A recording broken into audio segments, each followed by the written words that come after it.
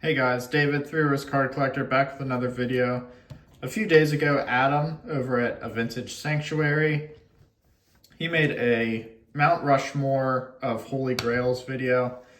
And there's no contest or anything associated with it, but he mentioned in his video that he'd love to see other people make videos talking about their Holy Grails and their Mount Rushmore. Basically, he said sometimes people consider the Grails like the most valuable cards in their collection or just rare cards, and he wanted to just kind of show four of our Grails in our collections and which one is kind of like the centerpiece of the Mount Rushmore. So me being a big Pittsburgh collector, I did one example of each of the three major sports in Pittsburgh, and then my number one centerpiece of my Grail we'll show at the end. So we'll start with baseball. The Holy Grail for any baseball collector, let alone a Pirates collector, would be the T206 Honus Wagner, but that's kind of impossible for almost everyone. So my Grail has always been the Roberto Clemente rookie card. This one's a PSA 2. It is one of the more, I think it's the second most valuable card in my collection right now. But when I got back into the hobby in about 2017, 2018 time frame, I was really doing modern football, a little bit of modern baseball, but I'd kind of just assumed to myself that vintage Hall of Fame guys like this were kind of unobtainable, not realizing how affordable they actually were. So when I started diving into vintage a little bit in like the late teens and then into COVID, this was a card on my radar that I just wasn't sure if I'd ever get, but I really wanted to. So I was really happy to make some trades and sell some stuff to be able to acquire this one. That's the second one I've owned. I had a 1.5. I was able to kind of trade cash my way up into that guy. Really happy with the coloring and registration on that one. So talking about my modern football collection, I super collected James Conner. Being a Pitt fan and a Steelers fan, Conner going to us was a dream scenario. Plus he had the cool story about beating cancer and just setting Pitt records. He was a guy I decided I wanted to super collect. So I had this massive James Conner collection.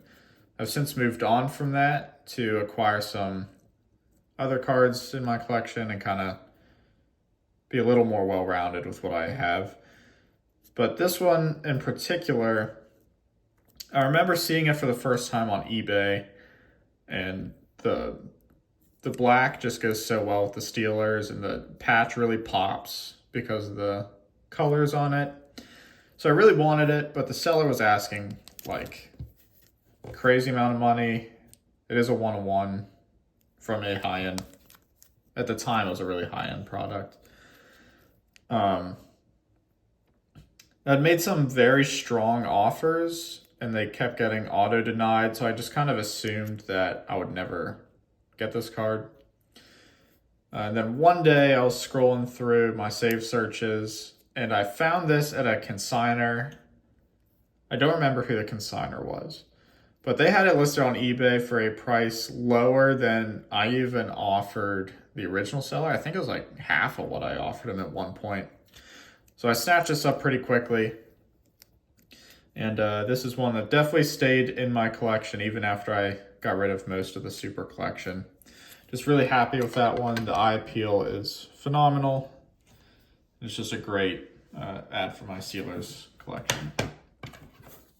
So last major sport for Pittsburgh is hockey. It's really a 1-2 punch of Lemieux and Crosby for the Penguins collector. And I went with Lemieux.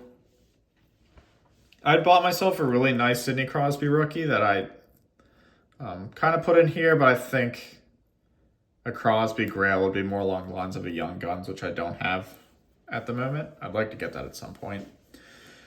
But I bought myself a Topps Lemieux just to have a Lemieux rookie card example.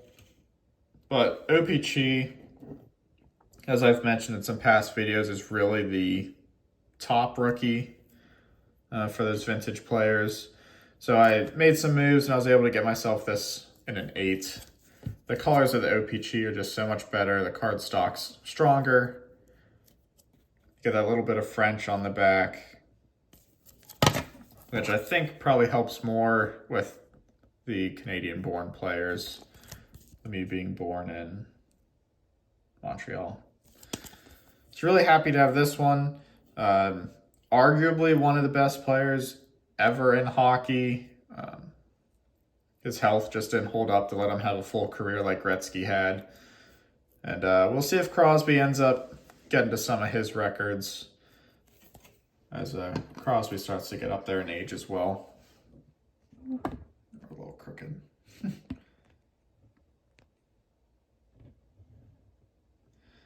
And the 1-1 in my collection, I've showed this multiple times at this point. That's my 1954 Hank Aaron rookie card.